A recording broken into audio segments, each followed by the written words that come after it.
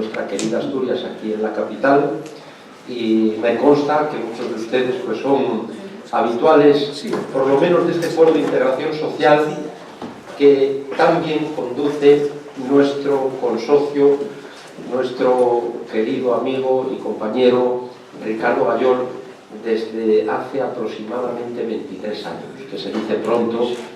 Esto informa realmente de la entrega, del compromiso, de la sensibilidad cultural y social que Ricardo tiene. Por esta tribuna han desfilado pues, muchos ponentes, siempre con ese denominador común de temas de gran interés, de mucha actualidad.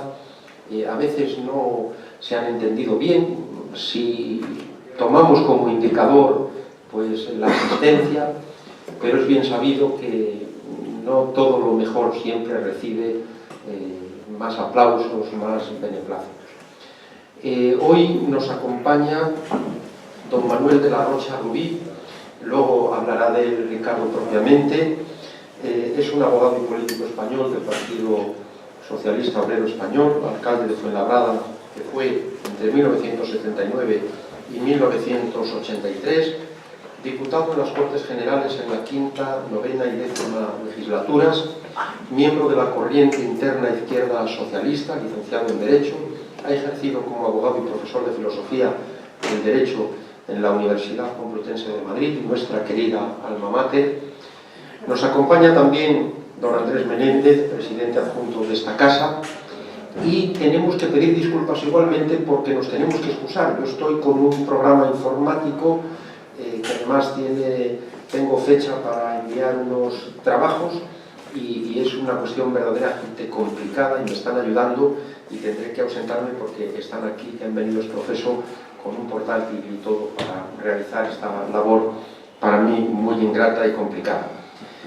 Pero no quiero dejar de decir que es una satisfacción que se aborden estos temas, concretamente el de hoy, sobre la crisis de la izquierda. Me parece que lleva este rótulo en la programación. El concepto de crisis, si me lo permite Ricardo y Manuel y Andrés, es controvertido. A veces hablamos de la crisis como una situación de cambio, en ese sentido todos estamos en crisis. La crisis también como una oportunidad, indiscutiblemente, y bueno, de alguna manera también la crisis como una situación problemática. Tal vez por ahí vaya un poco el tema que hoy se va a abordar. Se dice que en los últimos años la izquierda ha entrado en crisis de identidad. Vamos a ver. Una crisis que de producirse tal vez acontezca en un escenario paradójico, porque también sabemos que hay, no sé, por ejemplo, una mayor brecha de desigualdad, según algunos indicadores. Una crisis que quizá pudiera favorecer internacionalmente al populismo. Estos son temas y conceptos controvertidos, de derecha, de izquierdas. ¿Qué entendemos por populismo? Tal vez una tendencia política que pretende atraerse, a veces con lisonjas, con promesas difíciles de cumplir, la voluntad del pueblo. Una exageración, todos los ismos son una exageración, decía Ortega y Gasset, de lo popular, bueno, y que se nutre, quién sabe, del malestar, de la indignación incluso. Populismo de izquierda que, de ser así, se nutre tal vez de los problemas de la socialdemocracia. Bueno, yo he manejado una entrevista muy interesante, como una curiosidad, entre el sociólogo Imanol Zubero, un diálogo que mantienen, y el historiador Rivera. Y también se preguntan, me parece que era por ahí, ya no sé si eran estos dos profesores, sobre Pedro Sánchez, de mucha actualidad. Si sale elegido en el PSOE, llevará a la ruptura. No sé si estos temas, luego lo veremos en vídeo, don Manuel nos podrá responder y Ricardo también y todos ustedes, por supuesto. Bueno, pues bienvenidos, muchas gracias y por mi parte como presidente cedo la palabra a don Ricardo Gayol. Muchas gracias a todos.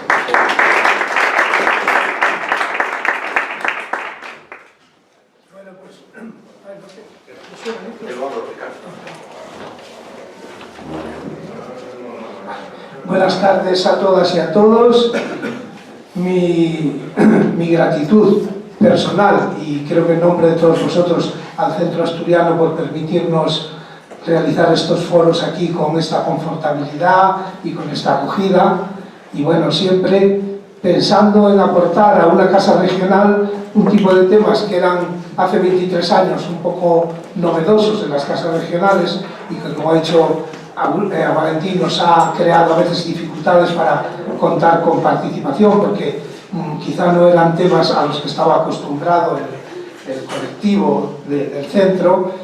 Otros colectivos que hemos venido participando aquí, pues hemos procurado mantener un poco esta mecha humeante de estos debates, y bueno, hemos cumplido en enero estos 23 años que son pues una representación de una juventud como foro de la que pues me alegro, ¿no?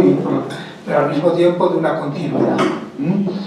Bien, la diversidad de temas que solemos tocar en el foro es muy grande y empezamos muy ceñidos a los temas de políticas sociales, pero luego nos hemos ido abriendo a muchos más debates, porque nos damos cuenta que las realidades de las políticas sociales muchas veces vienen determinadas pues por las realidades políticas, por las realidades económicas, por las realidades culturales, y en ese sentido hace falta ir a veces más lejos a buscar los puntos de referencia para poder saber al final qué es lo que incide en la calidad de vida de la ciudadanía, que es al final lo que más nos interesa, y sobre todo de la ciudadanía más desfavorecida.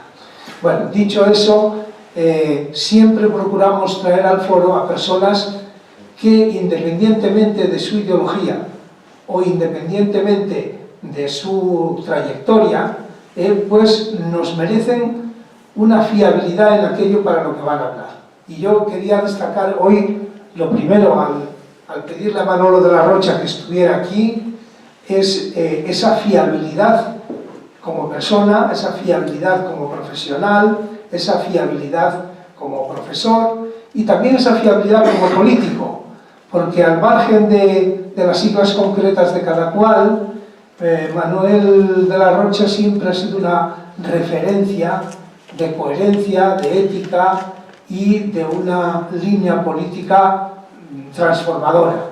Luego ya cada cual podemos tener nuestros propios criterios sobre qué estrategia, qué táctica es mejor en cada momento. Y además es también la actualidad la que nos ha hecho pensar un poco en que su testimonio de hoy podía ser especialmente interesante.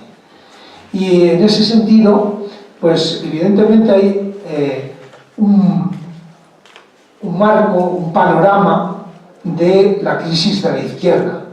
Ya Valentín nos ha leccionado sobre las diversas acepciones de la palabra crisis.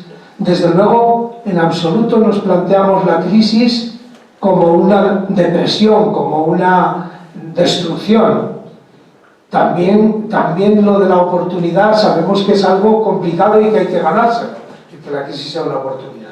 Pero, en definitiva, la crisis es un proceso vital, es un proceso de las personas, de los grupos sociales, de los pueblos, que requieren, pues, siempre las interrogantes de los cambios que se pueden y deben realizar.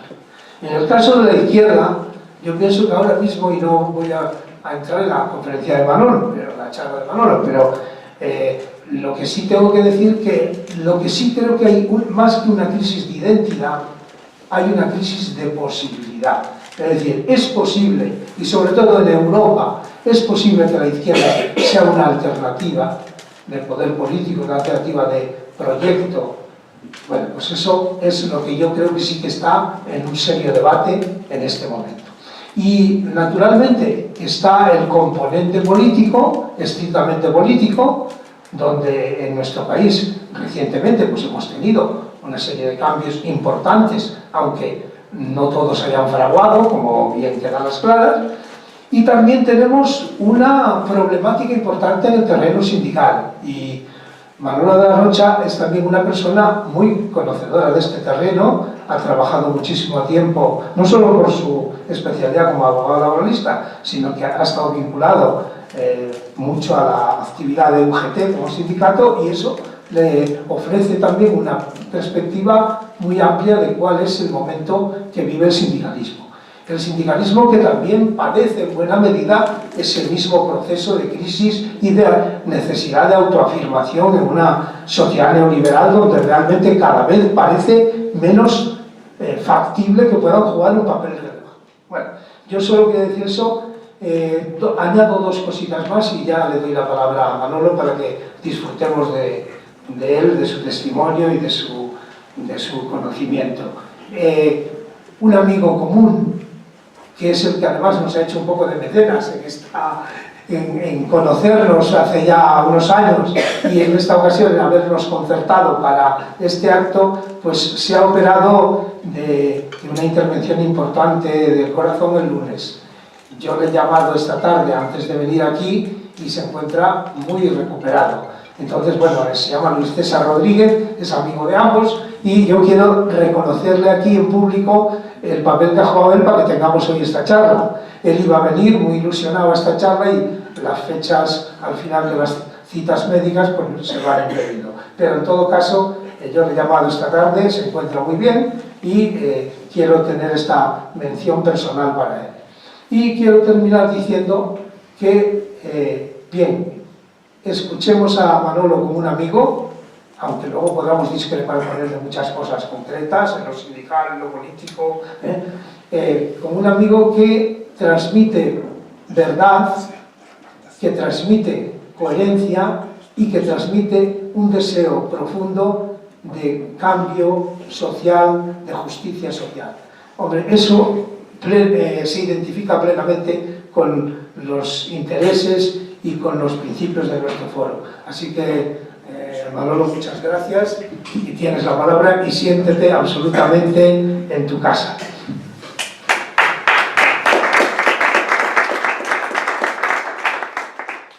Pues buenas tardes a todas y a todos, y lo primero quiero agradecer a este centro que nos haya acogido y a Ricardo Gallol, al buen amigo Ricardo, que me haya invitado a venir, que me haya forzado casi a venir a no dar una conferencia, sino a plantear algunas pistas para un debate colectivo sobre esto que el título llama la crisis de la izquierda política, también la crisis de la izquierda sindical.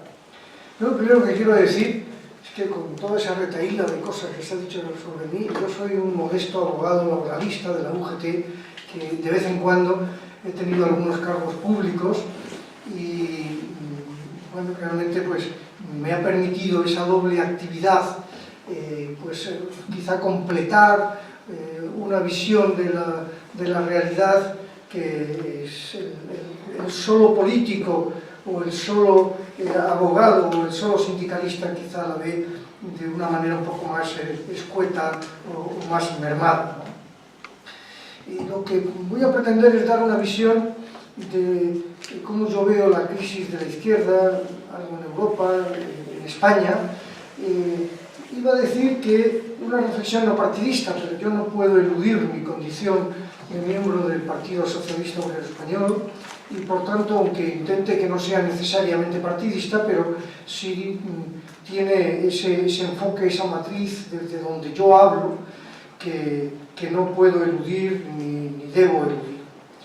Y para empezar, creo que hablar de la crisis de la izquierda exige una reflexión, aunque sea breve, del problema de la izquierda en Europa. El problema de la izquierda en Europa. De la aparición de movimientos de extrema derecha en muchos países, también fuera de Europa, como Estados Unidos. La generalización de lo que a mí me parece que de una manera no acertada se llaman populismos, que son... Algunos llaman populismo sencillamente a lo que sale del bipartidismo clásico, del bipartidismo tradicional, pero la mayor parte de ellos son sencillamente manifestaciones de políticas de extrema derecha, de radicalización de las derechas europeas en facetas claras, que son el nacionalismo, la xenofobia frente al inmigrante y, por tanto, el cierre de identidades frente a la universalización, que es un elemento, un eje central de cualquier posición de izquierdas. La izquierda europea, se habla de la crisis de la socialdemocracia, pero yo creo que es una crisis de toda la izquierda europea, tiene que ver con la incapacidad de diseñar una estrategia propia, válida, suficientemente válida, para afrontar primero la realidad de la globalización financiera y luego el problema de la crisis financiera sufrida a partir del año 2008 y que todavía tiene sus últimos coletazos. Y en el centro de esta cuestión está cómo abordar el problema de las nuevas relaciones entre la democracia, el poder político, el poder democrático, que nadie discute, y el poder económico. Algo que en el Estado-Nación pues, se abordó y se conceptualizó a través del pacto social, del pacto keynesiano, que a veces se ha llamado el pacto keynesiano, que implicaba la aceptación por la izquierda de la economía de mercado, pero al mismo tiempo significaba un estado de bienestar muy consolidado, significaba la existencia de un sector público empresarial, implicaba la pervivencia o la existencia de sindicatos fuertes con una incidencia en el interior de las empresas, con participación en la democracia industrial, ese equilibrio que era un cierto dominio, un cierto predominio del poder político democrático sobre la economía del Estado-Nación, con la globalización se rompe. Y la izquierda no ha sabido hasta ahora cómo afrontarlo. Sí tenemos un cierto horizonte, que es necesario abordar estructuras políticas, institucionales, territoriales. El ejemplo, el modelo de la Unión Europea, que aunque algunos quieren salirse o dar marcha atrás, es indiscutible que es una condición absolutamente necesaria para que la izquierda pueda decir algo. Pero claro, la crisis luego ha traído un incremento de la desigualdad, un incremento de la pobreza, un recorte de los derechos laborales, en algunos sitios hasta hacer desconocidas frente a la época anterior el modelo del equilibrio de relaciones laborales del Pacto Social Europeo, un recorte del estado de bienestar, de los servicios públicos universales, con una cierta tendencia a dedicarlos o mantenerlos predominantemente para la gente que pudiera tener más necesidad, pero rompiendo esa idea del estado de bienestar como un estado de servicios públicos que se reparten, que se atribuyen de forma universal, de forma igualmente universal al rico y al pobre, y que se financian a través de la fiscalidad. Claro, la crisis también lleva a reformas fiscales regresivas, etc. Los partidos socialistas europeos no han sabido abordar de una manera seria, de una manera rigurosa, de una manera políticamente positiva esta crisis. Y ha habido distintos modelos de actuación y de salidas. Haciendo un repaso rápido, ¿no? A lo sumo pues, se han adaptado buscando suavizar los efectos más perversos. Y sin duda yo no voy a decir, porque no lo pienso y creo que objetivamente sería incierto, que han abordado la crisis los partidos socialdemócratas igual que los partidos puramente de derechas. Pero en el conjunto, al final, lo que han hecho los socialistas y socialdemócratas es adaptarse a esa realidad, es no tener, quizá porque no han tenido mayoría suficiente para imponer otras estrategias que no han aflorado de una manera clara. Y podemos hacer un repaso de algunos modelos de lo que ha pasado. Por ejemplo, el modelo griego. En Grecia, el PASOK gobierna con la derecha y desaparece, o medio desaparece. Y surge un modelo de izquierda nueva, Syriza, con Tsipras, con Varoufakis, un modelo de izquierda que tiene dos opciones y que se plantea dos opciones. Se las plantea realmente. Una es frente al poder de la trilateral, del Fondo Monetario, del Banco Central Europeo, de la Comisión Europea y de las políticas de ajuste que se imponen desde Bruselas, fundamentalmente desde Frankfurt y Berlín. Frente a eso, primera opción, la posibilidad de salir de la Unión Europea, aunque sea una salida pactada. Bueno, lo que se dan cuenta es que el desastre que se hubiera producido en Grecia hubiera sido muy superior a la situación dramática que siguen teniendo los griegos. Pero abordan o se plantean una segunda opción, que es: vamos a enfrentarnos, vamos a no salir de Europa, pero vamos a enfrentarnos a la tríada, vamos a enfrentarnos solos a la Comisión. Aquí no hay que buscar socios porque no hay ningún tipo de socio que nos pueda apoyar. Hay algún guiño de los socialistas franceses o del Partido Democrático Italiano, pero es un guiño insuficiente. Vamos solos. La consecuencia de ir solos a ese enfrentamiento ha sido otro desastre. Es que al final en Grecia se han aplicado todos los recortes que planteaba el Fondo Monetario, la Comisión Europea y el Banco Central, incrementados, porque ese enfrentamiento ha tenido consecuencias en la dilatación de los plazos y en, por tanto,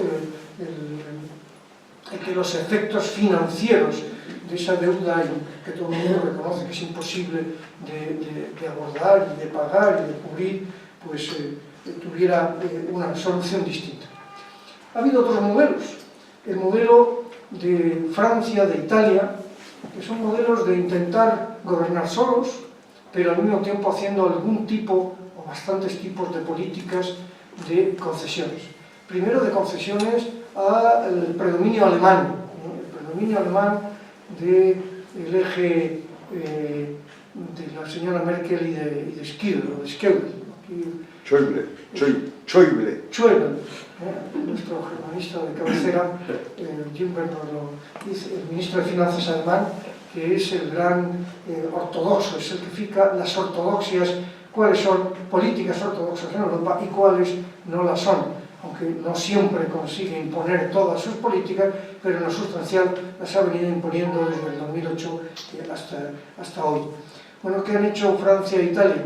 Pues lo que están haciendo es, en Francia, el derrumbe posible del Partido Socialista, o al menos una caída muy importante del Partido Socialista, un proceso interno de primarias en donde los votantes, afiliados y simpatizantes, votan a la izquierda del Partido Socialista, al sector más a la izquierda del Partido Socialista, y donde la estructura de poder que manda dice: nosotros no estamos de acuerdo con esto, por tanto no vamos a apoyar, y donde los medios de comunicación pues deciden que apoyan a otro caballo, perdonando la expresión, a Macron, es decir, una especie de liberal social. No me atrevo a decir ni siquiera de socialista liberal, sino de liberal social que ha colaborado en gobiernos socialistas. En Italia pasa un tanto de lo mismo, con la diferencia, bueno, en Francia el efecto no es un crecimiento de otras izquierdas. En Francia el efecto es el crecimiento de la extrema derecha, de una extrema derecha que está consolidada hace ya bastantes años, que ha ido ampliándose, que ha ido incrementando su papel y cuyo objetivo fundamental es un poco el inglés, el intentar sacar a Francia de la Unión Europea o del euro, o en el mejor de los casos, el de mantener un incremento de soberanía, de poder soberanía de la nación francesa frente a las políticas europeas. Hay otros modelos, el de Holanda y Alemania, el de la coalición, la gran coalición. En Holanda acabamos de ver el resultado, un desastre para el Partido del Trabajo, el Partido Socialista holandés. En Alemania, una desfiguración del Partido Socialdemócrata, aunque la aparición de un candidato, Schulz, que es un candidato potente, un candidato conocido, que se ha olvidado más en la política europea que en la política interna alemana, pues parece que podría generar algún tipo de expectativas, pero sin un proyecto nítido y claro.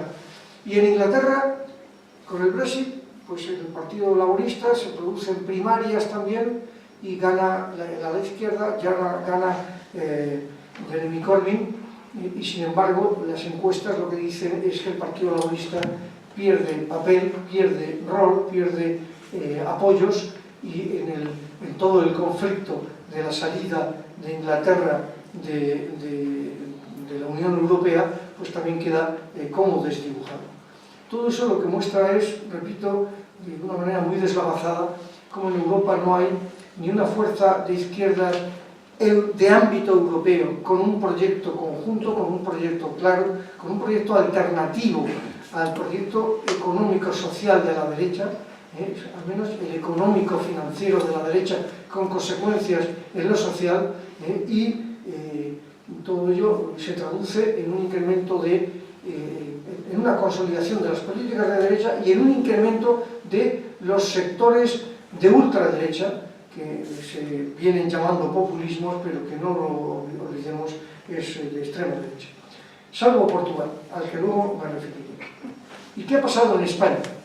Pues en España lo que se ha producido desde el 2011 hasta ahora es una pérdida de la hegemonía en la izquierda del Partido Socialista, una caída en picado del PSOE, que de tener 11 millones de votos ha llevado, o tiene en este momento, 5 millones de votos, ocasionado por, coinciden todos los analistas, desde luego yo así lo creo, por las políticas de Zapatero en la segunda legislatura.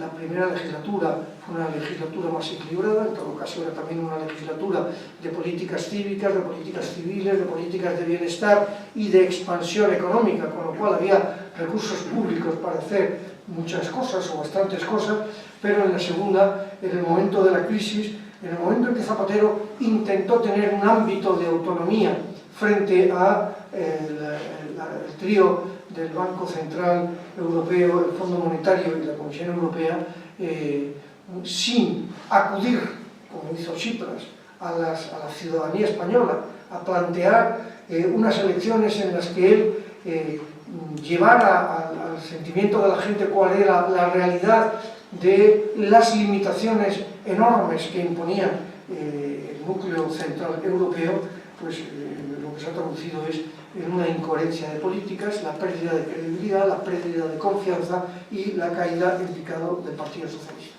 Una caída en picado que, tras la elección de Pedro Sánchez, desde unos enfoques, digamos, más moderados dentro del PSOE, sin embargo, en la medida en que Pedro Sánchez, ante las elecciones de diciembre del 15 y las elecciones de junio del 16, intenta salir del atolladero en el que se encontraba el PSOE de tener que apoyar con el voto o con la abstención, con el voto activo, incluso con la coalición, como muchos plantearon, al gobierno del PP, al gobierno de Rajoy, intenta mantener que el PSOE no va a permitir o posibilitar un gobierno del PP, e incluso se plantea la posibilidad de que hubiera un gobierno alternativo a la portuguesa.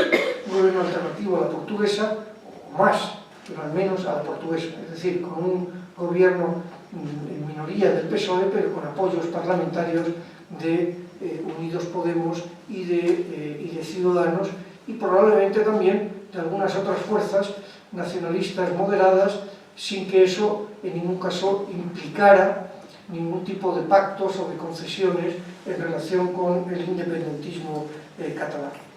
Pero ya lo conocen ustedes, ya lo conocen vosotros, en el PSOE se ha producido una implosión, se ha producido una operación que yo he llamado una operación palaciega para conseguir que Pedro Sánchez tuviera que renunciar, buscando firmas para que no hubiera los votos suficientes en los miembros suficientes en la Comisión Ejecutiva, una operación completamente de despacho, secreta, al margen de los afiliados, al margen de los votantes, al margen de los sondeos de opinión, porque, yo creo que ahí está la clave, hay un núcleo duro de dirigentes históricos y actuales, algunos del Partido Socialista, que se consideran que son los tutores, los tuteladores de un tipo de política, y que cuando no se aborda ese tipo de política que ellos consideran, pues piensan que tienen que hacer algo para cambiar al dirigente o a los dirigentes de turno. El objetivo, claro, era echar a Pedro Sánchez, y el objetivo era y es posibilitar con la abstención un gobierno del PP, con muchos argumentos que yo aquí no voy a decir, con un apoyo mediático absolutamente exacerbado, como probablemente ha habido pocas veces en la historia de la democracia española desde el 75-76, y bueno, pues esta es la realidad en la que nos encontramos. Entonces, este giro político que ha dado el PSOE con la formación de la comisión gestora actual, pues supone, en mi opinión, una ruptura con el bloque social con el que el PSOE se ha venido apoyando, con más o menos dificultades, con más o menos amplitud, con más o menos fidelidad y coherencia, y a veces incoherencia, a lo largo de los años de gobierno, a lo largo de más de 35 años. Ha preferido, ha optado se ha inclinado por la salvaguardia del sistema bipartidista, del sistema clásico, aunque esté probablemente periclitado, y por hoy está periclitado, no sabemos qué pasará dentro de 5, 10 o 15 años, pero hoy el modelo bipartidista clásico está en España fenecido, entonces su salvaguardia con algunos pequeños retoques, ¿no? Y el PSOE ha pasado a ser, en este momento, una cierta muleta de soporte de la derecha.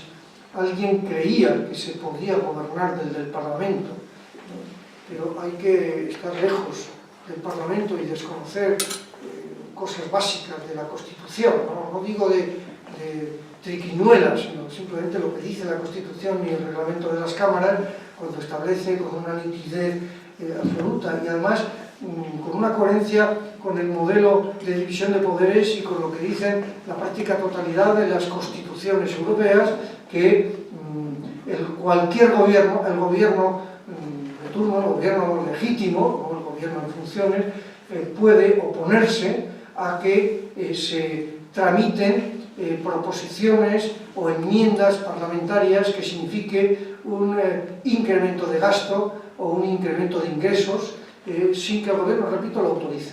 El gobierno tiene la iniciativa presupuestaria en los modelos de democracia occidental desde la Revolución Inglesa que se produjo, lo conocerán todos ustedes simplemente por haber leído un poco de historia, se produce cuando el Parlamento quiere defender su capacidad de ser quien apruebe los presupuestos, y que no sea el rey el que se los imponga, y entonces surge el equilibrio de que el rey es el que propone y por tanto el gobierno del rey, y eso está traducido en todas las constituciones. Alguien creía que no, que aquí se podía hacer cualquier cosa desde el Parlamento.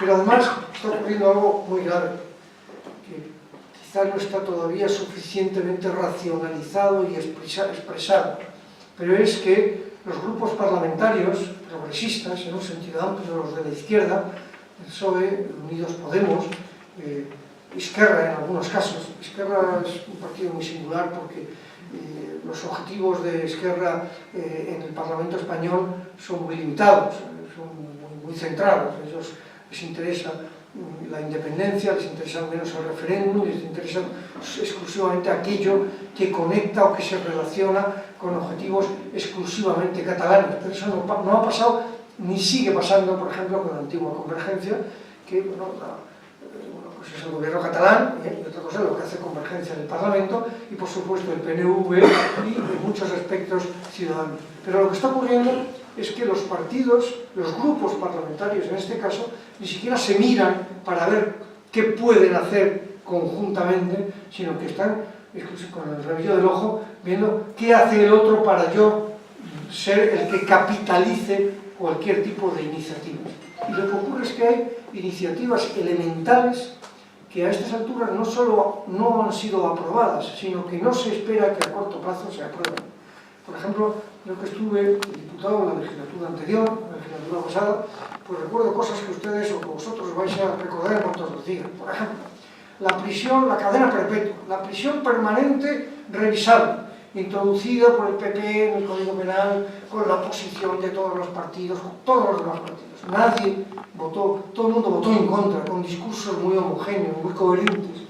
Pues hay una mayoría hoy absolutamente clara, y hay que tocar muy pocos artículos del Código Penal, que con una proposición técnicamente bien hecha, hubieran... Bueno, pues esto ni está ni se lo espera. Y así podríamos ver sector a sector. Se han hecho algunas cositas muy puntuales, pero probablemente el gobierno de Rajoy hoy tiene una cierta situación de tranquilidad y de estabilidad, porque fundamentalmente la oposición no se pone de acuerdo. Claro, ¿qué ha ocurrido? Pues ha ocurrido con la crisis del PSOE la aparición de una nueva fuerza política, Podemos. Podemos surge del 15M, Podemos surge de la crisis social derivada de las políticas de derechas y de las políticas que el PSOE adoptó o no fue capaz de impedir, y bueno, Podemos surge con una fuerza inaudita, con una fuerza no esperada, con una fuerza que en dos saltos, en muy poco tiempo, ha llegado a conseguir 5 millones de votos. Hasta el punto de que, bueno, pues Izquierda Unida se ha visto necesitada o obligada de pactar con Podemos en un proceso que no sé si de fagocitación, pero en todo caso de desaparición política. Yo sé que aquí hay personas a las que admiro y estimo de Izquierda Unida, pero de desaparición política en la práctica real hoy en nuestro país. Pero claro, Podemos, con un partido que tiene 5 millones de votos y que aspira a tener más y a gobernar solo o en coalición, pues es como el PSOE, luego volveré a hablar del PSOE, pues una fuerza política plural, porque querer tener mayoría en un parlamento democrático desde la izquierda exige integrar intereses que no son necesariamente coincidentes y actitudes políticas que no son idénticas, que no son homogéneas. Y lo hemos visto en los últimos debates que han tenido en el Vista Alegre 2, donde se ha impuesto aquel sector que ha puesto más dificultades para un acuerdo con los socialistas, ¿no? Y imponiéndose además un modelo interno muy centralizado, muy jerarquizado, ¿no? Que no facilita, creo yo, para nada un entendimiento entre la izquierda. Claro, fijaros que todos los sondeos están confirmando que el PSOE está perdiendo muchos apoyos, ¿no? Si sacó el 22% en las últimas elecciones, las encuestas lo sitúan 17, 18, algunas el 19, discutibles, ¿no? Y sin embargo esos votos no son recogidos por Unidos Podemos, ¿no? Quizá, me permito decir, el liderazgo político de Pablo Iglesias suscita un enorme rechazo entre los exvotantes socialistas, entre los que han votado al PSOE, no quieren seguir o tienen enormes dificultades para seguir votando al PSOE de la gestora o el PSOE, permitidme que lo diga así, de Susana Díaz, pero sin embargo tampoco están en condiciones de apoyar a Pablo Iglesias, ¿no? Y al mismo tiempo suscita enormes reticencias incluso en el interior de Podemos y de los propios, o de una parte de los propios votantes de Podemos. Quizá el PSOE está teniendo esa suerte en este momento de interinidad, de falta de liderazgo y de falta de posicionamiento político de futuro, de saber cuál va a ser. Sabemos cuál está siendo actualmente, pero cuál va a ser del Partido Socialista, que el Podemos lo lidere como actor fundamental Pablo Iglesias, porque quizá en otras condiciones creo que habría habido un enorme transfugismo de votos del PSOE a Podemos. Claro, Podemos tiene el riesgo de que le ocurra lo que pasó con la Izquierda Unida de Julio Anguita en la anterior crisis del PSOE, que creció mucho, pero al adoptar una actitud tan cerrada, recordar las dos orillas, el PSOE y el PP eran lo mismo, y impedir o dificultar, impedir en la práctica que hubiera un entendimiento político a nivel del Estado, a nivel del gobierno central, entre uno y otro, pues al final eso trajo como consecuencia otra vez la resituación de Izquierda Unida en porcentajes de votos pequeños. Yo creo que se puede decir que la mayoría de los votantes progresistas de este país tienen una profunda decepción ante el fracaso de unos y otros en no haber podido formular un gobierno de cambio, al menos un gobierno como el portugués. Un gobierno como el portugués que inicialmente se veía mucho más difícil que el español, que en España. Un partido socialista que tenía a su izquierda un partido comunista muy potente y una fuerza similar a la de Podemos en su nacimiento, como respuesta a las insuficiencias claras de los socialistas y a las rigideces que mantenían todavía con aspectos prosoviéticos del Partido Comunista Portugués. Y sin embargo allí han sido capaces de ponerse de acuerdo en un programa que está cumpliendo con las exigencias duras de la Comisión Europea y que está manteniendo la posibilidad, la expectativa de que puedan diseñarse alternativas distintas. Fijaros el silencio que sobre Portugal hay en España.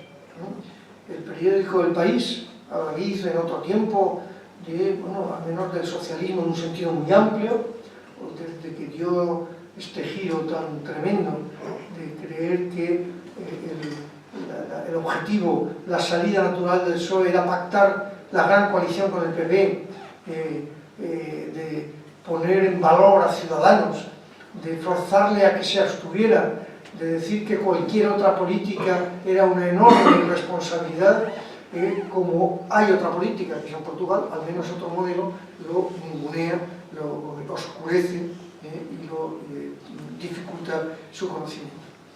Que me estoy alargando, permíteme que termine con dos reflexiones. Una, sobre los retos que creo tiene por delante el PSOE en este momento. Quizá, pues, por mi condición de militante del Partido Socialista, pues me pueda interesar, ¿no? Y luego unas reflexiones muy breves que las podemos dejar para coloquio sobre la crisis y los problemas del movimiento sindical. Sobre los retos que tiene el PSOE. El Partido Socialista siempre ha sido un partido plural, desde la época de Pablo Iglesias, pero siempre se ha dicho que el Partido Socialista tenía 2 almas, el otro, el fundador. Que siempre se ha dicho la expresión de que en el PSOE había 2 almas, un alma liberal y un alma más radical, al mismo tiempo un alma centralista, jacobina, y un alma más federalista, ¿no? Los debates sobre la Constitución del 31 y sobre el Estatuto de Autonomía de Cataluña ya no mostraban como había dos PSOE, ¿no? Un PSOE que aceptaba la autonomía de Cataluña y otro que tenía enormes recelos con la autonomía de Cataluña. Y entonces estaba el lado de Largo Caballero o de Prieto, ¿no? Esto, en mi opinión, no solo no es malo, es positivo, porque esto es lo que permite que pueda aglutinar una mayoría amplia que permita gobernar, que permita que haya gobiernos de izquierda, que a veces son de izquierda más moderada, más suave, pero gobiernos que marcan horizontes, que marcan estrategias. Pero claro, lo que hace falta es que las decisiones sobre qué tipo de políticas haga el PSOE las haga o las decida el voto de los militantes. Y yo creo que lo que está en juego son 4 cuestiones, 4 retos, 4 aspectos claves. En primer lugar, el modelo de partido, la democracia del Partido Socialista. Si el PSOE va a responder a un modelo democrático propio del siglo XXI, de partido participativo, donde el voto de los militantes es clave para las grandes decisiones y en muchos casos también el voto de los votantes, lo que está extendido ya en prácticamente todos los países europeos, y sobre lo que se oyen todos los días declaraciones más o menos difusas y ocultas de dirigentes del núcleo duro del Partido Socialista diciendo qué error las primarias nos llevan al desastre, las primarias no hay, ¿qué es lo que no hay quien las controle? Porque las votaciones en segundas y terceros niveles, en segundas y terceras derivadas, son procesos en donde la capacidad de control de los aparatos es inmensa. Pero la democracia no solo por el voto de los afiliados de los militantes, sino también la democracia significa autonomía frente al poder económico y autonomía frente a los poderes mediáticos. Y hoy hay poderes mediáticos muy poderosos en nuestra sociedad que en otro momento pudieron ser faros más abiertos para la izquierda y del progresismo español, que quieren imponer, que están imponiendo al PSOE su propio modelo de políticas. El Copaís, el Grupo Prisa y por supuesto, los periódicos más históricamente de derechas. La segunda cuestión que está en juego es el proyecto político para este país. Si el PSOE va a seguir jugando a el actual modelo social, el actual modelo financiero, con suavizaciones, con correcciones, o va a intentar de verdad afrontar la crisis de la socialdemocracia europea, participando con otras fuerzas europeas en un modelo de cambio, en un modelo de transformación, en un modelo alternativo a la pobreza, a la desigualdad, a la crisis fiscal y a tantas otras facetas. En definitiva, si se va a ir al modelo, digamos, italiano o holandés, incluso de la socialdemocracia alemana de estos últimos tiempos pasados, o vamos a buscar un modelo más parecido al portugués y otras alternativas. La tercera cuestión que está en juego, en mi opinión, es el modelo territorial. Un modelo de una España única, propia del nacionalismo español, muy arraigado en algunos sectores del PSOE, o un modelo de federalismo plurinacional. En mi opinión, hay que dar ya el salto no solo al federalismo, sino un federalismo plurinacional de una España-nación de naciones, y además con algunos elementos asimétricos, aunque sea un federalismo de igualdad de derechos de todos los ciudadanos. El que unos territorios, unas comunidades autónomas tengan más competencias que otras, no quiere decir que los ciudadanos no tengan los mismos derechos en todas partes. Ya de hecho hay una cierta asimetría. Pero fijaros, históricamente en el PSOE lo que había era, antes lo había apuntado, dos almas, un alma jacobina y un alma más federal.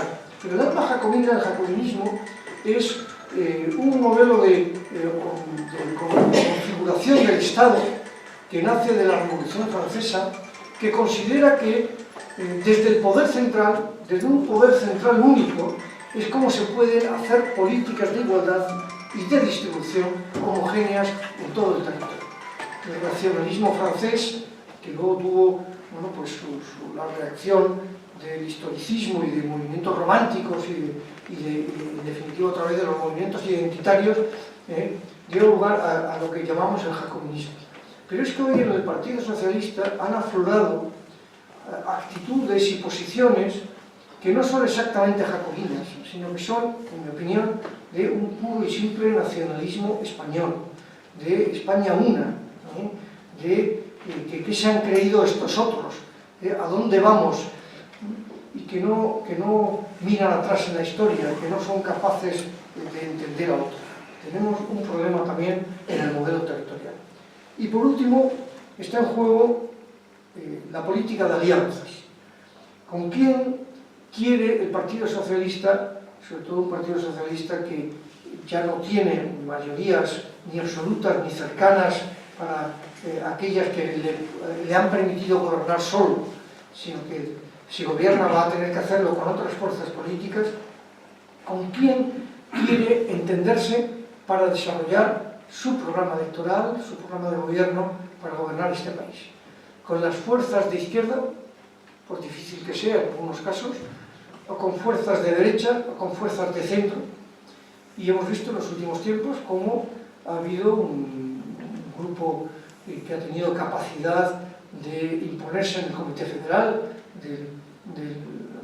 después, no el de octubre, que fue cuando dimitió Pedro Sánchez, sino el siguiente, para posibilitar un gobierno de derecha, frente a las hipótesis, al menos la hipótesis de un entendimiento con fuerzas de izquierda y con fuerzas de nacionalismo moderado, sin que supusiera ningún tipo de concesión, digamos, al independentismo. Yo creo que estas cuatro cuestiones no solamente afectan al Partido Socialista, afectan al futuro de la izquierda en nuestro país. Ganen unos, ganen otros, sean unas las posiciones predominantes u otras, aquí habrá durante mucho tiempo un gobiernos de derechas o gobiernos de centro, o la posibilidad de construir una alternativa de izquierdas con todas sus dificultades, pero que permita avanzar de una manera más nítida y clara por la igualdad social frente a la pobreza, frente al poder económico, para someter el poder económico y financiero sin grandes aspavientos, sin romper la economía de mercado, pero someterlo al poder democrático de los ciudadanos y de los gobiernos y de los parlamentos. Pues muchas gracias.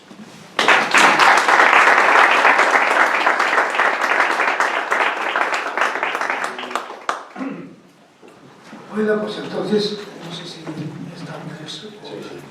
Bueno, me ayudas, Andrés. Vamos a abrir el coloquio.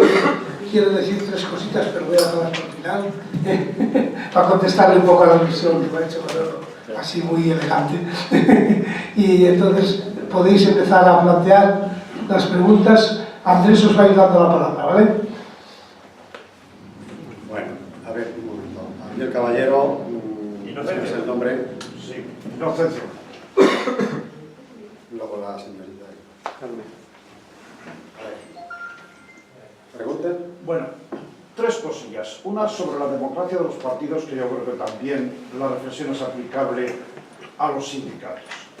Quizá se han acostumbrado mucho las organizaciones políticas y sindicales a, para mantener el poder quien lo tiene, los congresos, si yo creo que carecen de algo, es de democracia interna en muchísimos casos. Los avales, la estructura de poder de los aparatos, al final quita y pone, hablaba ahora Manolo, pues de todos los enjuagues del Partido Socialista para intentar frenar las posibilidades de Pedro Sánchez, que lo ha dicho de otra manera. Pero yo creo que es un mal en los, ya digo, en los partidos y en los sindicatos de izquierdas, que al final, desde luego, el modelo de los congresos, la historia de los avales, que creo que se vive en casi todas esas organizaciones, al final lo que hace es que el aparato y el poder controlan quién está con él y quién contra él. Y yo no sé si hay otras fórmulas mejores. Desde luego que esa fórmula es mala, yo lo tengo bastante claro. Esa es una. Una segunda cuestión sobre el tema de los sindicatos. Me parece que los sindicatos han jugado un papel muy importante y desde luego han conseguido garantizar muchos derechos laborales en España, pero a mí me parece que hemos pasado a un sindicalismo domesticado que muchas veces ha jugado más al pasteleo que a la negociación, y últimamente ha habido una cierta degradación de los movimientos sindicales y del planteamiento sindical de movilización para conseguir negociación. Y ahí sí me gustaría la opinión de Manolo, sincera, que él lo vive desde la óptica de abogado, que seguramente se encuentra muchos marrones cuando toca la pelea frente a las empresas. Desde luego en la ONCE entendemos mucho de eso, del sindicalismo domesticado, del luto UGTS que se inventaron hace ya unos muchos años, que lo que ha conseguido es que el sindicato y la dirección sean la misma cosa, y además se jactan de ello diciendo eso del sindicato hermano, desde la dirección y todas esas cosas. Y a mí me parece que eso desde luego degrada y deteriora muchísimo el sindicalismo y hace perder credibilidad a los sindicatos, vamos, de manera terrible. Esa es por lo menos mi percepción. Y una última cosa, desde su posición de abogado, ya con muchos años de andar por ahí defendiendo causas, el famoso principio aquel de igual trabajo, igual salario, también se ha ido a hacer añicos hace mucho tiempo, pero además ha habido situaciones como las dobles escalas salariales de los convenios colectivos, y también de eso no sabemos algo, que fuimos casi pioneros en inventarnos lo de los trabajadores junior para pagarles menos y todas esas cosas. Y luego el presidente de la Audiencia Nacional, me consta que alardeaba de esa sentencia dando validez al convenio de la ONCE como algo innovador e importante. Yo personalmente eso lo he oído. Y a mí sí me gustaría su opinión sobre cómo se ve desde la posición de abogados que han lidiado con esto del mismo trabajo, igual salario, cómo se ve esta ruptura de las escalas salariales para crear las dobles escalas salariales simplemente para abaratamiento de coste de las empresas.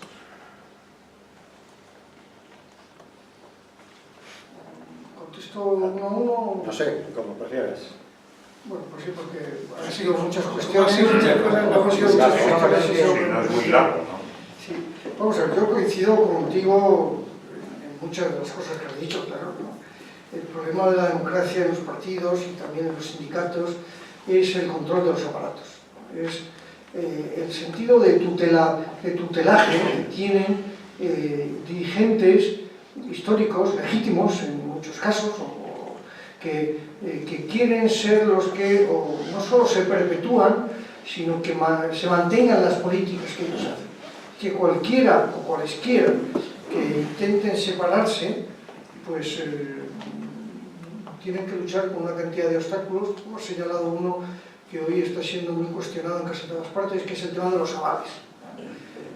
Las organizaciones hemos dado el paso de decir, bueno, primarias, que se pueda presentar cualquiera y se vota todo el mundo.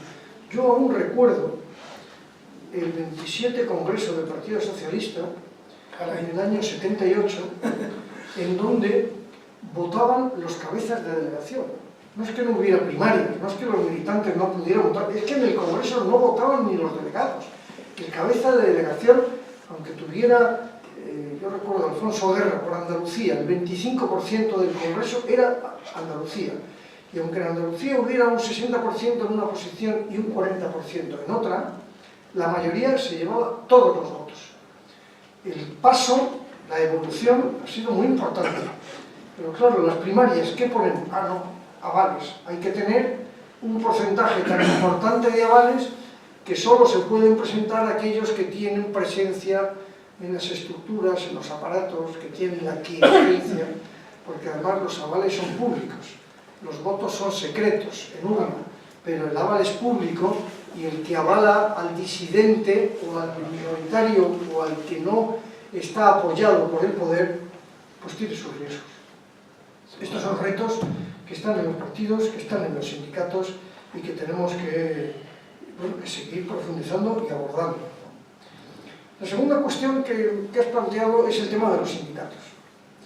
Es verdad que los sindicatos están también en una crisis importante, no solo en España, en toda Europa. En España de una manera muy singular, que se mantiene un porcentaje de afiliación relativamente significativo. Ha bajado del millón de votos, del millón de afiliados UGT y comisiones, las dos, fundamentalmente por la crisis que ha despedido a millones de trabajadores. El trabajador que en su empresa se afilia, cuando sale de su empresa deja de estar afiliado, salvo que tenga una conciencia, digamos, de clase, una conciencia ideológica o política muy importante, pero dejan de afiliarse. Y sin embargo, todavía hay 1 millón más 1 millón, 2 millones en los sindicatos mayoritarios, más otros 400.000 se calcula en otros muchos sindicatos menores. Pero claro, en España la crisis de los sindicatos tiene muchas caras, como en otros países europeos. La externalización de las empresas, la creación de pequeñas empresas, donde se controla al que está afiliado para excluirle, para echarle o para impedir que entre. España es un país que tiene un 93, casi un 94% de empresas de menos de 25 trabajadores, donde es muy difícil que haya afiliación sindical.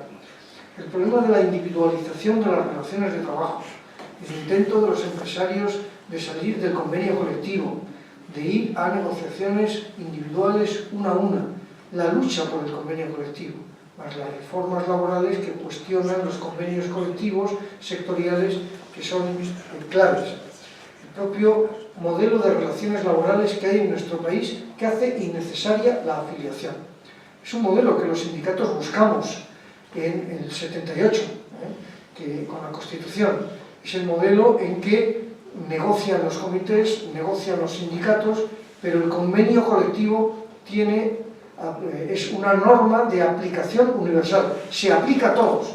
Y por tanto, si los que yo he elegido son los que van a negociar el convenio y el convenio me beneficia, a diferencia del modelo alemán, donde el convenio se aplica a los afiliados del sindicato o a los que se adhieren a él por un acto explícito, con lo cual el que no ha afiliado pues queda a la intemperie y busca afiliarse.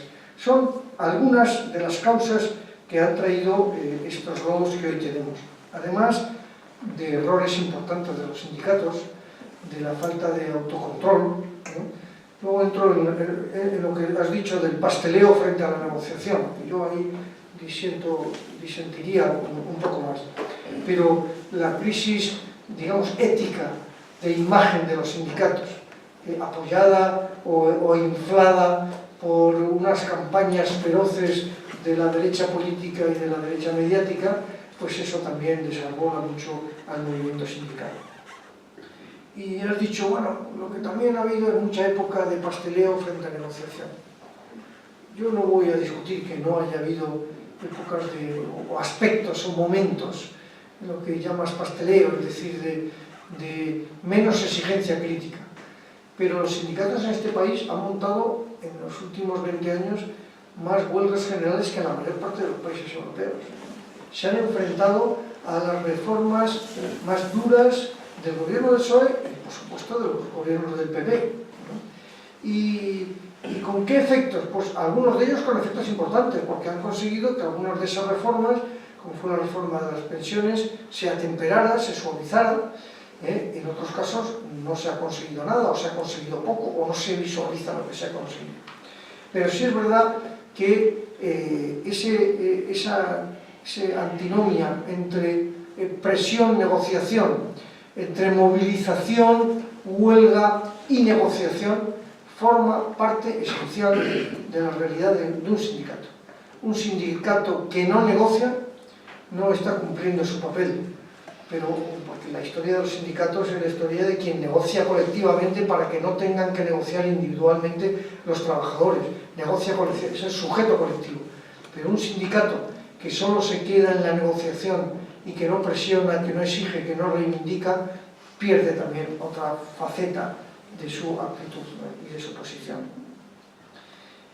Del tema de mutuo UGT lo conozco poco y no sé que es un tema que para algunos de vosotros es candente, pero prefiero no comentar porque no tengo mucho conocimiento como para que mis comentarios puedan tener fundamento.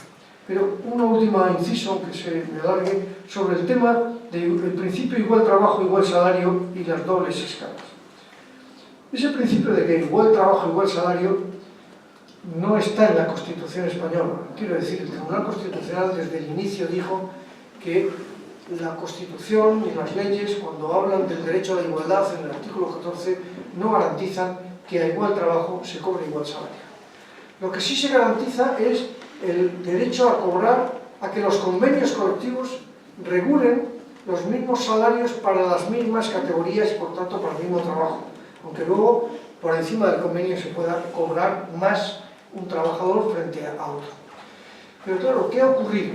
Lo que ha ocurrido en los últimos 20 años, esto que él llamaba el problema de las dobles escalas. Muchas empresas tenían convenios sólidos, buenos, con salarios resultado de muchos años, de muchos esfuerzos, de muchas luchas, de muchas reivindicaciones, y por la globalización financiera, por las fusiones de empresas, por la externalización de las empresas, por la competencia, llevamos al menos 15 años y no más en que la negociación colectiva, y créeme, he hecho y hago mucha negociación colectiva, lo que se negocia fundamentalmente son las plataformas empresariales. No es la subida de salarios, no es la mejora de jornada, es la bajada de salarios, es la eliminación de conceptos como la antigüedad, los convenios colectivos ya no recogen esos pluses de antigüedad, y la bajada de salarios, ¿qué conlleva? Pues, mire usted, nosotros no vamos a bajarnos el salario, pues vamos a buscar fórmulas, lo que llamaban las dobles escalas. Los nuevos que entran con categorías nuevas, categorías con salarios más bajos, o establecemos que los antiguos, hay un salario más bajo para todos, pero los antiguos les consolidamos como condiciones más beneficiosas, técnicas que los juristas de los empresarios han ideado, han ingeniado, y que los tribunales muchas veces no aceptan, pero otras veces sí aceptan. Yo sé bien lo que estás planteando, he luchado personalmente, pero no se trata de un problema personal, pero conozco bien cómo se pelea por las dobles escalas y ha habido una época última en que el Tribunal Supremo ha aceptado muchas situaciones de que en los convenios haya trabajadores que hacen el mismo trabajo con salarios distintos. Contra eso hay que ir, y bueno, se sigue yendo. Bien, La señorita de aquí de primera fila. Yo quería plantear una cuestión, bueno, no exactamente anecdótica, pero no muy importante, y otra que sí me lo parece a mí al menos. Empezaremos por la importante y luego ya decimos la otra. La importante es la normativa electoral. En la situación de crisis de izquierda del bipartidismo, parece que si la ley electoral tuviera un reparto más justo de votos y escaños, a lo mejor la parte que sale tremendamente perjudicada en la fórmula actual de la ley electoral española, pues igual podría sacar algún escaño más. No sé si sé exactamente para el PSOE, creo que no. Pero evidentemente, desde luego, sin la colaboración del PSOE, esta ley electoral no se puede cambiar. Y yo creo que eso es una de las lacras que tenemos también en este país. Y luego la frivolilla. ¿A qué juega el PSOE? Estamos en Estados Unidos ahora con unas primarias millonarias. ¿De dónde saca la pasta? Pues que vamos, están montando un espectáculo bastante espectacular, de mucho vamos a ganar, pero de discusión de fondo poca.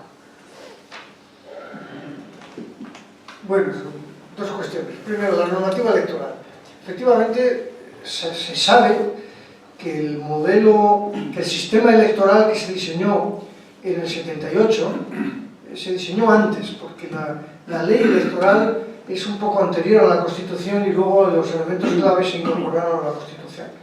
Tenía como objetivo consolidar partidos políticos fuertes a través del sistema electoral, partidos que en aquella época pues, no existían, no estaban configurados. Pero hemos visto a lo largo de todas estas décadas que la ley electoral genera enormes disfunciones de pérdida de proporcionalidad, de pérdida de escaños para las fuerzas minoritarias. Por dos tipos de motivos. Uno, por la distribución en provincias, y dos, por la atribución de un número de escaños por provincia mínimo que hace, ahora no sé exactamente la ratio, pero sé que hace que en Soria el voto valga muchísimo, el escaño valga muchísimo más votos que por ejemplo, que en Madrid o que en Barcelona. Esto, bueno, es un efecto perverso que se puede resolver de muchas maneras, y el PSOE y otras fuerzas sí tienen voluntad, o al menos así está en los documentos, de abordar esto a través de hay varias vías. La vía que más se baraja es un poco el modelo alemán, ¿no? Que es que sigan siendo las provincias la circunscripción básica desde donde se eligen los diputados. ¿Por qué? Bueno, porque la representación es territorial, ir al modelo de las elecciones europeas, que la única circunscripción es España, es toda España. Eso incrementa más el poder de los partidos, eso desterritorializa la representación y desde luego yo no lo compartiría, a mí me parece que es negativo. Pero el modelo alemán consiste en mantener las circunscripciones provinciales, disminuir el número de escaños que se eligen por circunscripciones provinciales y hacer una parte de circunscripción de ámbito estatal, que corrige la desproporción y el efecto negativo que tiene para algunas fuerzas el modelo actual. Pero no nos engañemos. Las elecciones últimas, los resultados que ha habido, si el modelo electoral, el sistema electoral fuera distinto, seguiría gobernando el señor Rajoy. El problema no son los votos, habría algunos escaños más, pero muy pocos escaños más de algunas fuerzas de izquierda, muy pocos escaños más. El problema que tenemos en España, el problema político es otro, el problema es el de la voluntad política de entenderse o no. Bueno, termino con esta última cuestión que has dicho, el chascarrillo, cómo se financian las elecciones actuales, las primarias. Yo sé cómo se está financiando Pedro Sánchez, porque lo ha explicado a través esto del crowdfunding, es decir, mucha gente que estamos haciendo aportaciones de dinero con una cuenta que será pública y será conocida, pero que está queriendo ser controlada por la dirección del PSOE para ver quién está aportando ese dinero y que, bueno, hasta el día 1, que es cuando ya se convoca las primarias, pues no se hará pública y no se transferirá a la dirección del partido su control. ¿Cómo se financian otros u otras? Lo ignoro, confío en que sea también a través de aportaciones personales, pero ignoro si hay otro tipo de vías que se pueden estar utilizando. Caballero. Sí. Yo creo que es un gran acierto de Manuel de la Rocha el haber situado la crisis de la izquierda española en el marco de la crisis de la izquierda europea, ¿no? Yo estoy absolutamente convencido, por experiencia, que la Unión Europea es fundamental no solo ya en el proceso de búsqueda de una alternativa para que el gobierno democrático gobierne la economía, sino para las propias izquierdas. Es el espacio material, cultural, político, la Unión Europea, en el que las izquierdas pueden cooperar, realizar experiencias de unidad de acción y desarrollar efectivamente una alternativa conjunta, ¿no? Porque el repliegue sobre las identidades nacionales no lleva a ninguna parte. Ninguno de los 27 ahora estados de la Unión Europea va a encontrar una salida por sí solo a ese reto gigantesco, ¿no?, de la globalización y del poder tan enorme de las finanzas, ¿no? En segundo lugar, yo pienso que la realidad, bien, se dice que la crisis es una oportunidad, ¿no? Yo creo que bien podríamos prescindir de esa oportunidad, porque la situación es absolutamente deprimente. Deprimente por cuanto que hay una frustración evidente en el electorado de las izquierdas, de todas las izquierdas, motivada por muchas razones, ¿no?, pero esencialmente por el hecho de que, habiendo tenido en la mano la posibilidad de un gobierno de progreso, por culpa o por responsabilidad compartida, por un lado por Podemos cuando unió sus votos al Partido Popular para impedir que Pedro Sánchez fuera investido presidente del gobierno, y posteriormente por el Comité Federal del PSOE defenestrando a Pedro Sánchez y preconizando la abstención para que pudiera gobernar Rajoy, eso ha creado una grieta profunda en el ánimo de las izquierdas y de los electorados de las izquierdas, ¿no? Y hay que objetivar cuáles son realmente las discrepancias en el seno de esas izquierdas. Hablo del PSOE, hablo de Podemos, hablo de Izquierda Unida, hablo de las izquierdas territoriales también, ¿no? Y yo creo que hay, en primer lugar, la cuestión catalana y el dilema entre autodeterminación e independencia o federalismo. Luego la pertenencia a la Unión Europea y al euro, que se pone en cuestión de una manera absolutamente irresponsable, ¿no? Y luego cosas quizás más ideológicas o menos operativas, como es el hecho de que una parte de la izquierda reniega ahora de la transición democrática y quiere sustituir en su totalidad la Constitución del 78 para hacer otra nueva, ¿no? Pero yo creo que, con independencia de esas discrepancias, hay una que es la voluntad política, y es el que en algunas fuerzas políticas prima la ambición del sorpaso de las otras fuerzas de izquierdas y tienen, digamos, como objetivo el fortalecerse y reforzarse en detrimento de los demás de cara a las elecciones del 2018 y del 2019. Sin embargo, cuando vemos en los territorios, en las comunidades autónomas y sobre todo en los ayuntamientos, hay una cooperación y un apoyo mutuo en muchos ayuntamientos importantes, aunque sea una colaboración a veces conflictiva, ¿no? Por ejemplo, el Ayuntamiento de Madrid, el Ayuntamiento de Barcelona, el Ayuntamiento y la Comunidad de Valencia, el Ayuntamiento de Zaragoza. Hay un entendimiento muy fructífero en muchos de estos ayuntamientos que puede ser también unos elementos de vinculación y de relativización de las grandes discrepancias y trincheras que hay a escala nacional, ¿no? Por eso, mirando también a Portugal, aunque a veces siempre tendemos a buscar lo mejor, ¿no? Yo creo que nos dan un ejemplo. Siempre nos queda Portugal, decíamos aquí. Claro que sí, claro que sí. Y es que las izquierdas portuguesas nos están dando una lección, o sea, una lección de realismo, pragmatismo, flexibilidad, transformación, porque no se plantean abandonar la Unión Europea y el euro, se plantean resistir y movilizar y hacer medidas en el Parlamento, porque tienen mayoría absoluta entre los tres, el Partido Socialista, el Partido Comunista y el Bloco de Izquierdas, transformar desde el punto de vista social, están haciendo importantes y están teniendo el respaldo de la ciudadanía en todas las encuestas, incluso el fortalecimiento de los apoyos, ¿no? Por lo tanto, yo creo que, no sé cómo lo ve Manuel de la Rocha, que lo ve desde dentro del Partido Socialista, ¿no?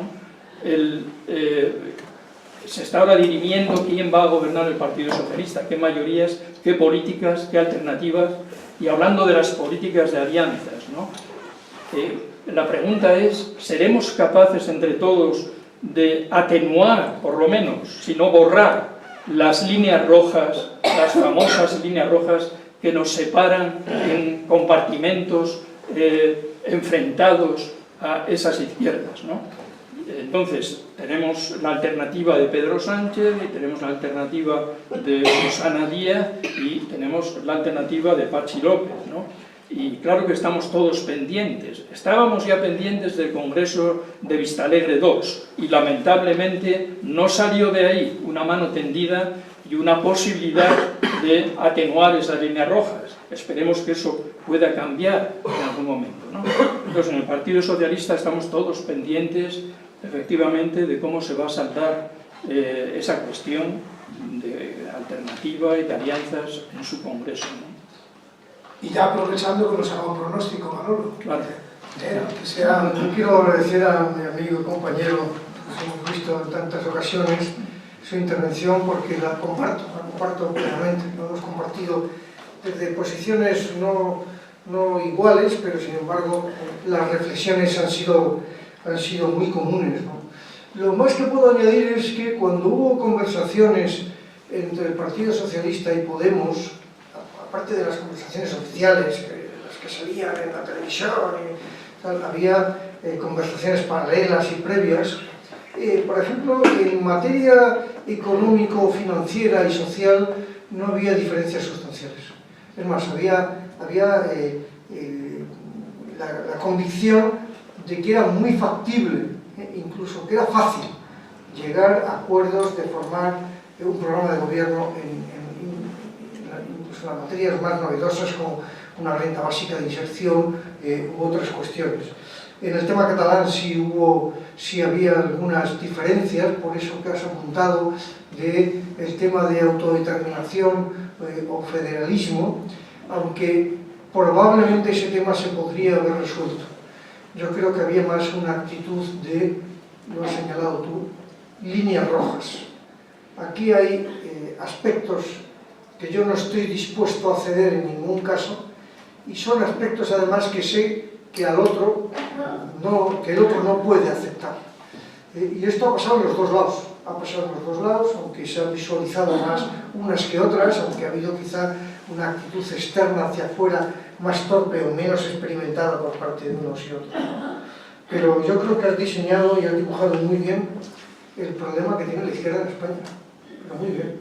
Sobre todo la izquierda hoy, en donde hay pues, un cierto equilibrio, todavía hay una mayoría del Partido Socialista que aspira a mantener e incrementar su hegemonía, recuperar su hegemonía en el seno de la izquierda, pero con independencia de los sorpasos, o hay voluntad de entenderse, o seguirá gobernando el señor Rajoy, que está además teniendo la suerte de que la ola europea le está permitiendo estar en este momento en puntos centrales del proceso europeo. La imagen del encuentro que hubo en París hace 3 o 4 semanas, Merkel, Hollande, el italiano, desconocido porque es un primer ministro recién aparecido, y Rajoy, ese tipo de fotos que permanentemente se van a repetir, bueno, se lo estamos permitiendo a las izquierdas españolas porque no estamos dispuestos a hacer un esfuerzo de entendimiento. ¿Y qué va a pasar en el PSOE? Pues no lo sé. ¿no? Está como muy abierto y quizá si Patxi López mantiene hasta el final su candidatura y saca un 10 o 15%, eso sea determinante de quién gane. Muy bien. Bueno, siendo muy interesantes las intervenciones, por favor, sean un poco breves. ¿Puedo yo ya? Porque nos salgaron, no, está el caballero primero. Luego está Rafael. Son demasiadas cosas para realmente los cabos que quedan, no cabos circunstanciales, sino de fondo, ¿no?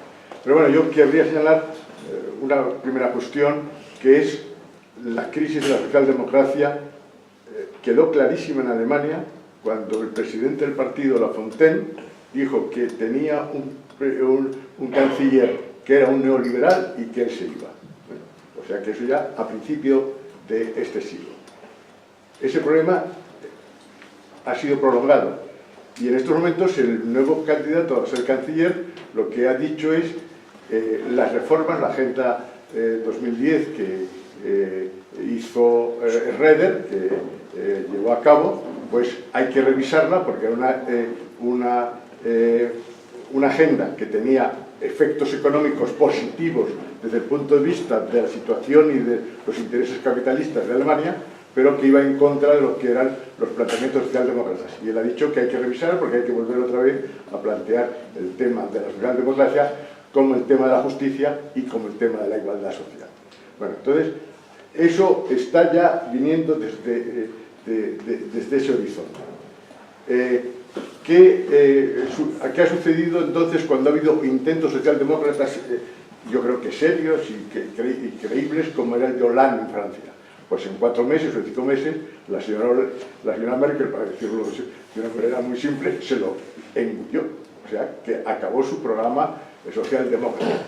Entonces, ¿qué sucede? Que los programas socialdemócratas tienen teóricamente fuerza en este momento en el mundo intelectual y en el mundo de los economistas. Hay 2 economistas fundamentales, uno Stiglitz y otro Krugman, que son neokeynesianos y que han criticado la política europea para salir de la crisis precisamente porque están usando unos modelos, incluso Stiglitz ha dicho que esos son zombies los que están gobernando Europa porque no saben que las medidas que están tomando van en contra de lo que son los problemas económicos. Naturalmente eso dicho ya desde una perspectiva teórica económica.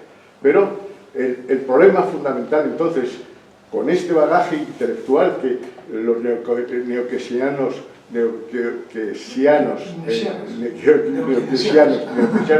presentan, sin embargo, lo que no hay es la instrumentalización política. En parte porque los poderes económicos y financieros, tú has citado los alemanes, no tienen ningún interés en cambiar la economía y la política económica. Alemania es un país en este momento de déficit cero, con grandes sumas por impuestos en su capacidad de actuar y no quieren naturalmente que se imponga en Europa una política diferente a la que ellos están llevando y no hay fuerza suficiente, y es mencionar el caso de Hollande, y tú has citado también el caso de los griegos. Los griegos, Varoufakis lo que hizo era darles teóricas de keynesianismo a los ministros de Economía, pero naturalmente ellos, para decirlo como Pablo Iglesias, se la sudaban, ¿no? Y después, ya en lo que se refiere al Partido Socialista, bueno, yo ahí más bien lo que he visto es, o lo que yo vi, es que Podemos tenía como enemigo principal, y así lo dijo al comienzo, después fue disimulando, al PSOE. Ellos querían ser el PSOE del futuro y acabar con el PSOE. Entonces, durante la primera legislatura, Sánchez fue arrastrando, buscando que Pablo Iglesias le recibiera, que hubo aquel acto por fin que al final ya de esa legislatura le recibió en el Parlamento, ¿no? Y sobre todo el hecho que vimos en la televisión, como que fue humillante, para mi modo de entender, Pedro Sánchez, que le pidió a Tsipras: oye, por favor, dile a Pablo Iglesias que me reciba porque no quiere hablar conmigo. Bueno, entonces, eso hay que tenerlo en cuenta en lo que ha sido la idea en la primera legislatura, con la idea que tenían los Podemos de superar de superar en votos y en diputados al PSOE, que los que querían eran nuevas elecciones. Y después ya, sobre el segundo factor, que es cuando se plantea el Consejo Federal, allí las personas del Consejo Federal lo que tienen miedo tremendo, que es lo que temen, es a tener unas nuevas elecciones. Eso es lo que les asusta y lo que produce esa tensión terrible y esos hechos que tú conoces mejor que yo. Pero además yo creo que, y lo ha dicho en una última entrevista Jordi Sevilla, que estaba en el equipo de Pedro Iglesias,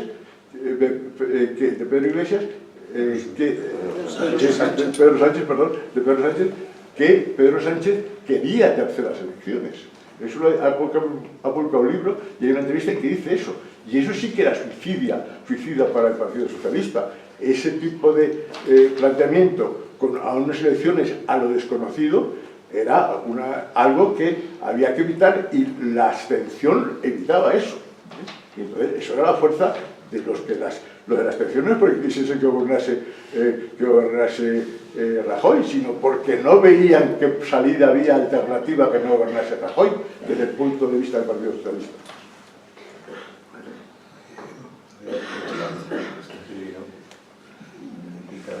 Lo que has explicado de Alemania y del origen o de una de las manifestaciones más claras de la crisis socialdemócrata lo conoces mejor que yo y lo comparto completamente.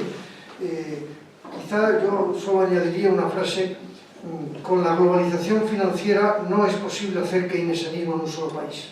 Hay que hacer keynesianismo al menos a nivel europeo o al menos de una parte muy importante europea que pueda arrastrar. Si no, pues lo que le ha pasado a Hollande, lo que le pasó ya a Mitterrand en su momento, en el 80 y tanto, pero lo que le ha pasado a Hollande y lo que le pasó a Varoufakis, cuando intentó... Yo creo que el problema de Varoufakis es más complejo, porque Varoufakis es que quiso ir solo. Yo me enfrento solo a todos, porque yo soy aquí el más listo de todos, y cuando se dio cuenta que no era posible, pues yo soy muy crítico con Varoufakis, dijo, pues yo me voy, y dejó a los demás allí embarcados, dijo, vosotros ahí os lo quedáis, vosotros tal, pero esto no sirve. Tú eres el que tenías que buscaros algún tipo de salida. Pero la clave es, no es posible el keynesianismo en un solo país, ¿no? Y bueno, sobre el tema del PSOE no voy a hacer más comentarios, ¿no? ¿Qué queda, Roberto? Sí. No queda todavía Carmen, pero después. No, Carmen ya no puedo repetir. Oye, pero ¿cómo es esto? No, es que estamos en la... Oye, tío, Carmen tiene todo nuestro apoyo. Estamos en el límite y tengo que intervenir. A mí no me va a dejar preguntar porque le iba a preguntar por la ruptura de Pedro Sánchez si pierde y ha dicho que no va a hablar más de esto. No sé, lo está prohibido eso. Nada, yo quería simplemente apoyar, animar, no hace falta a Ricardo, ¿no? Más bien nos anima Ricardo a nosotros. Nos conocemos casi desde, no sé si hizo la primera comunión, pero prácticamente. Animarlo y apoyarlo. Yo creo que esto que hace el Centro Asturiano es realmente importante. Y además cuando se hace durante tanto tiempo y con tanto acierto, pues es muy, muy importante. No solo porque si no seguiríamos discutiendo Ricardo y yo solos, y aquí es mucho más importante discutir todos. Segundo, mi triple compañero Manuel de la Rocha, pues es un acierto total, con independencia de que a lo mejor hay matices donde no estemos de acuerdo, pero y las dos intervenciones, todas las intervenciones, las del compañero y la visión europea, pues son clave. Pero yo quisiera poner a todos enfrente del espejo, ¿no? Seguramente viví la lucha contra el franquismo y la transición desde una posición privilegiada. Fui protagonista, viví directamente el único experimento, el único sindicato unitario español. Por lo tanto, viví desde dentro todas las contradicciones del propio PC, del propio PSOE, de los sindicatos, en fin, todo en vivo y en directo. Muy, muy divertido. Finalmente, la cuestión se llama la siguiente. En la medida que la izquierda prefiera darse lecciones, odiarse y pelearse mejor que cambiar la derecha, esto no tiene solución.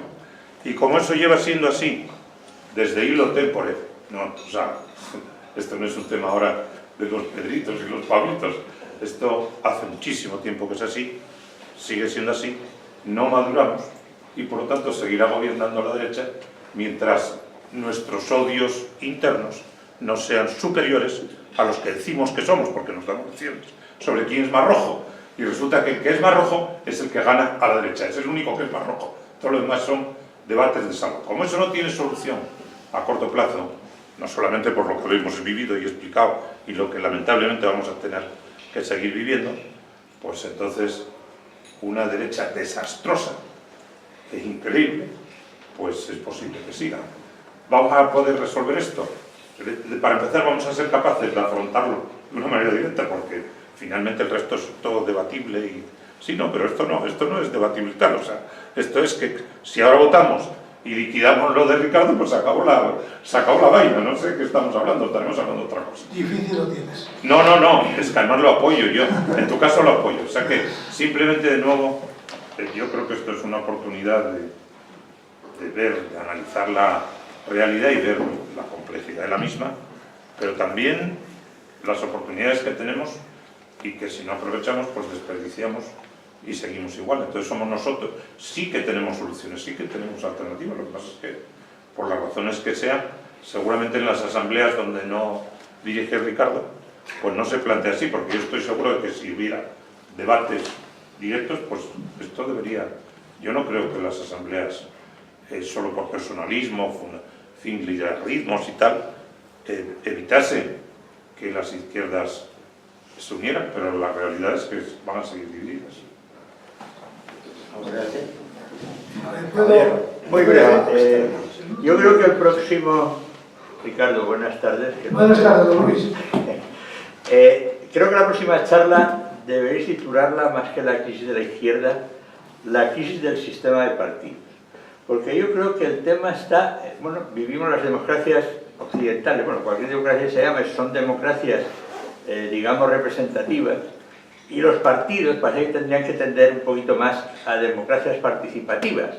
Hubo un intento de hacerlo los señores de Podemos, pues que hemos visto que ya en Villaverde, perdón, en estos dos, pues han dicho que por ahí no se va, ¿no? Entonces, bueno, Susana hasta va a aguantar hacer primarias porque no hay otro remedio, pero es que esto no va por ahí. Y fíjate que aquí hacemos primarias los de izquierda, pero comparan con otros sistemas. Es decir, no hay una participación, los aparatos, sean de izquierdas o de derechas, son los realmente pues, los que se llevan el gato al agua. Incluso los que estáis dentro de partidos, pues estáis muy condicionados. Yo creo que, vamos, os alabo totalmente para poder expresaros de otra manera, ¿no?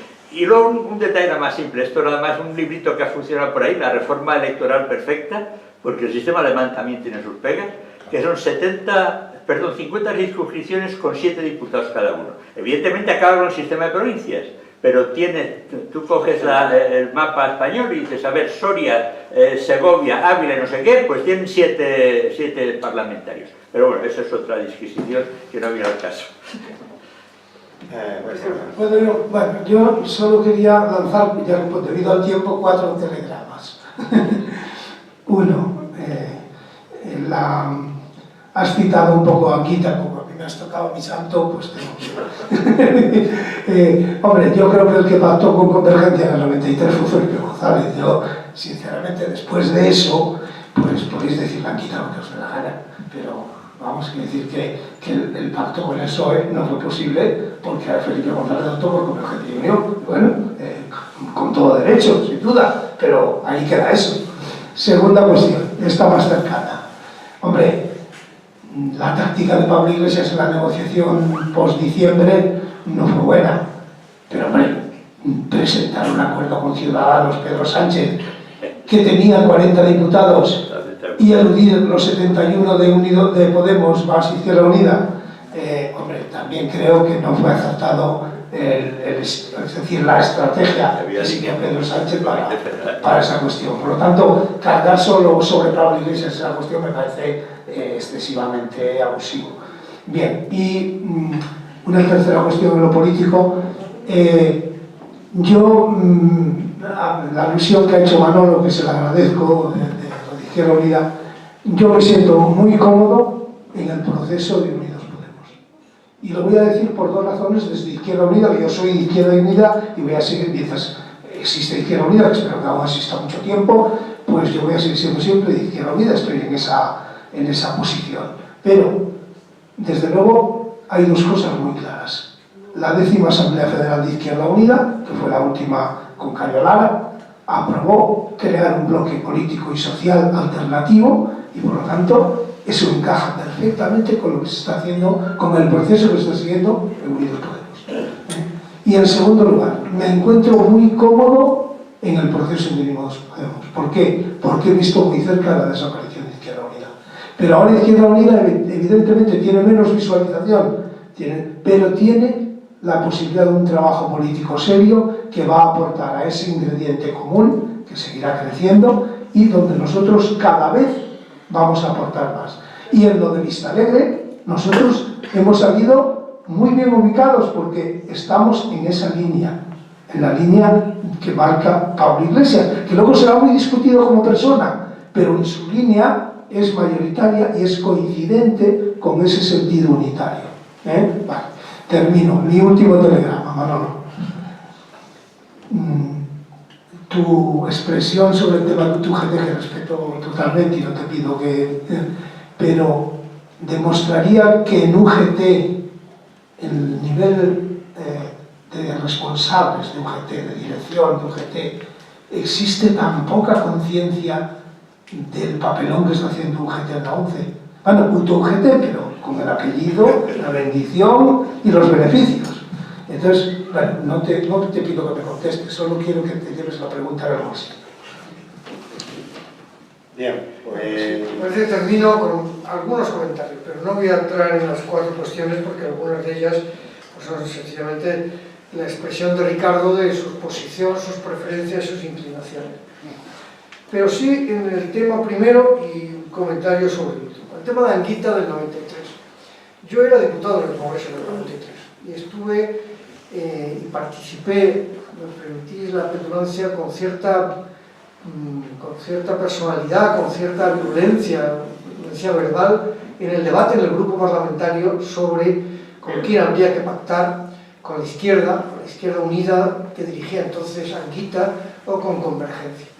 Y efectivamente Felipe González prefirió pactar con Convergencia. Pero una frase simplemente, Anguita se lo puso fácil. Anguita se lo puso fácil, en mi opinión. Sobre el tema de la posición dentro de Izquierda Unida y las vinculaciones o coincidencias con la posición política de Pablo Iglesias, pues lo respeto y me parece bien, ¿no? Sobre el tema de UGT me llevo la pregunta. Y muy bien. Te lo agradezco. Intentaré formularla donde la tengo que formular. Y nada más y muchas gracias a todos por escucharme.